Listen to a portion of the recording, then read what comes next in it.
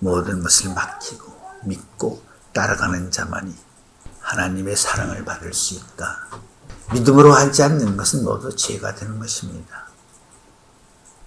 꼭 산 자의 믿음으로 하나님을 기쁘시게 해드리는 여러분들이 되셔서 마지막 하나님이 태우시고자 하시는 신령한 방주에 타시는 여러분들이 되시기를 주님으로 축원합니다.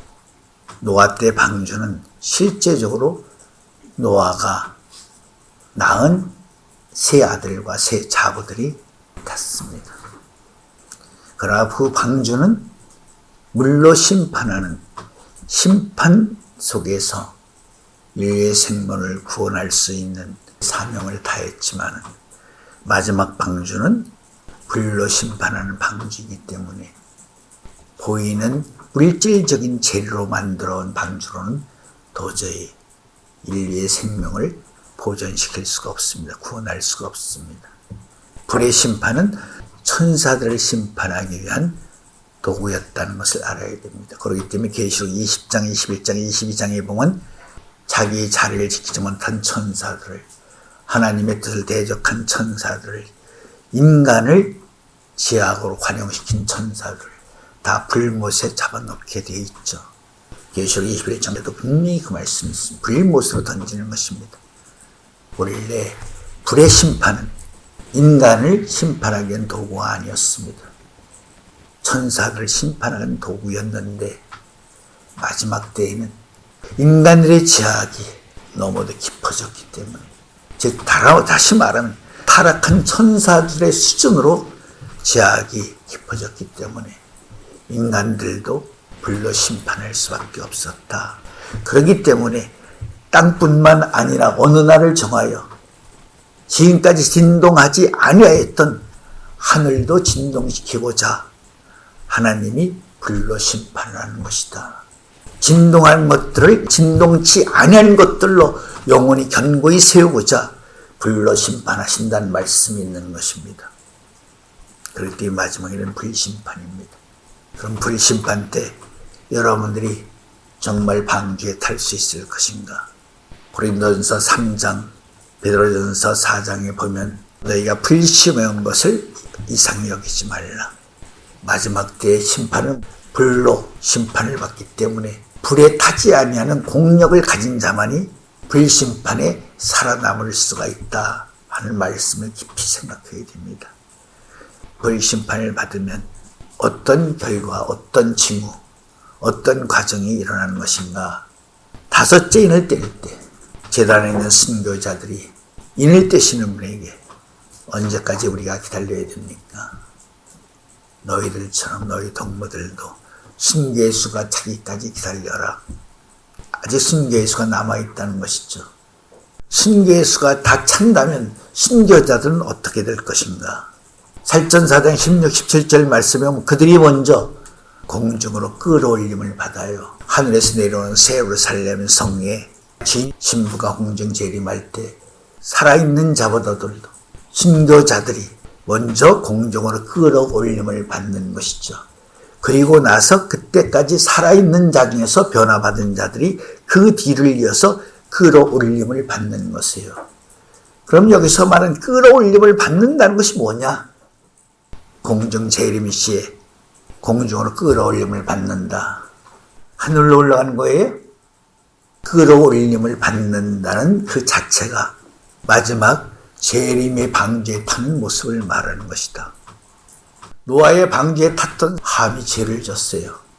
마지막 방주에 타는 사람들이 방주 안에서 방주에 내려서 또다시 죄를 진다면 하나님의 구속사의 세계가 완결될 수 있습니까? 완결될 수가, 종결될 수가 없는 것이에요. 근데 마지막 때는 방주에 타는 사람은 두 번 다시 죄를 지을 수 없는 완전한 사람들만이 탈 수 있는 것이죠. 그렇다면 누가 완전하게 될 수 있는 것인가? 부활을 받은 자만이 완전한 사람이에요. 인간이 세속사에 물들지 아니하고 오직 빛 안에 완전한 자로서 거할 수 있는 사람. 마지막 방주를 타기 위해서는 어떤 대상이 되어야 된다? 순교를 당하거나 마지막까지 살아있는 자 중에서 살전 5장 23절 말씀처럼 몸과 혼과 영을 믿음을 온전히 지키는 자만이, 끝까지 살아남은 자만이 방주에 탈 수 있는 것이에요. 성도의 권세는 다 깨어지는 거예요. 성도들은 마지막 불심판에 살아남을 수 없어요. 그러니까 아예 성전방 마당을 측량하지 말라고 하는 것이에요.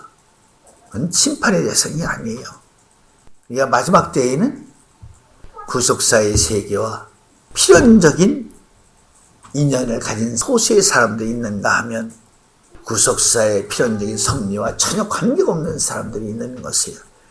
첫째와 둘째와 셋째와 속에서 남는 자들의 수를 생각해보면 그 필연성을 알 수가 있어요. 전쟁이 난과 동시에 3분의 1이 죽어요. 예를 들어 3차 대전이 일어나면 전쟁이 일어난 날 지구의 3분의 1 인구가 죽죠. 그리고 나머지 3분의 2 중에서 또 3분의 1이 후유증으로 죽어요. 그래서 3분의 1 중에서 10분의 1만 살아나게 돼 있어요. 10분의 1 중에서 살아있는 자가 아니라 10분의 1 중에서 살아남은 자만 변화받을 수가 있어요. 그 사람들만이 공중재림시에 끌어올림을 받을 수 있는 사람이, 영육간에 살아서 방주에 탈 수 있는 사람. 그 앞서서 순교자들이 먼저 부활해서 공주의 끌어올림을 받는다. 그러니까 마지막 방주에 타는 것이다. 이 말씀을 통해서 방주에 탄다는 개념을 정확하게 올바로 알아야 돼요. 마지막 방주. 노아 때는 첫째 칸에 불결한 짐승을 태우고, 둘째 칸에 정결한 짐승을 태우고, 셋째 칸에 3층 노아의 가족을 태웠지만 마지막 때는 1층, 2층, 3층이 없어요. 다른 층의 개념이 있죠. 해와 같은 영광을 입은 자, 달과 같은 영광을 입은 자, 별과 같은 영광을 입은 자들로 그 상급이 구분되어 있다 하는 차이뿐이 없어요. 같은 방주에 타는 것입니다. 오늘 말씀을 통해 방주에 탄다는 개념을 올바로 정확히 깨닫고 믿는다면 우리가 어떤 신앙의 길을 걷고 있는가를 확연하게 깨달을 수가 있는 것입니다. 예수님이 하신 이런 말씀을 새겨야 돼요. 나의 제자가 되려면, 나를 따르면, 영생을 얻으려면 첫째 너 자신을 부인하고, 자신을 부인하지 않으면 안 돼요. 부인한다는 건 내 모든 것을 버리고 말씀에게 모든 것을 맡긴다, 그런 소리예요. 내 자존심, 내 체면, 내 인격, 그런 걸 버리지 못하는 자기 자신을 부인하지 못하는 사람이에요. 모세는 80세에 부름을 받았고 아브라함은 75세에 부름을 받았고 신앙의 첫걸음이 그때부터 시작되어 있는데 나는 늙었다, 늙은 대접을 받아야 된다, 이렇게 믿는 생각 그 자체가 자기 자신을 늙고 병들게 한다는 사실을 알아야 돼요. 우리는 은혜 안에서 거꾸로 나이를 먹는다. 여러분들 첫 번째 양육을 받고 두 번째 양육을 받을 때는 새로 한 살부터 시작을 하는 거예요. 양육이 뭔지를 알아야 돼요. 육신을 가지고 살았을 때 양육받는 것이 있는가 하면 죽어서 산 자의 믿음, 살아있는 생명을 가진 영혼이 양육을 받을 때에는 한 살로 다시 돌아가는 거예요. 하늘의 세계는 일하는 자만 필요로 하시는 하나님의 역사라는 것을 알아야 돼요. 나이가 먹을수록 하나님이 원하시고 기뻐하시는 일을 더 열심히 하려고 몸부림쳐야 건강도 지켜주시고 보호해 주시고 사랑에 축복해 주시는 것이지, 잘 깨달아야 됩니다. 사람들이 말장난에 놀아나는 어리석은 사람이 되어서는 안 돼요. 영혼의 중심이 없는 사람은 에덴 동산이 없는 사람이에요. 하나님은 항상 한가운데 거하시는 분이고 한가운데를 통해서 역사하시는 분이라는 것을 깊이 생각해 주시기 바랍니다. 기도 올리시겠습니다.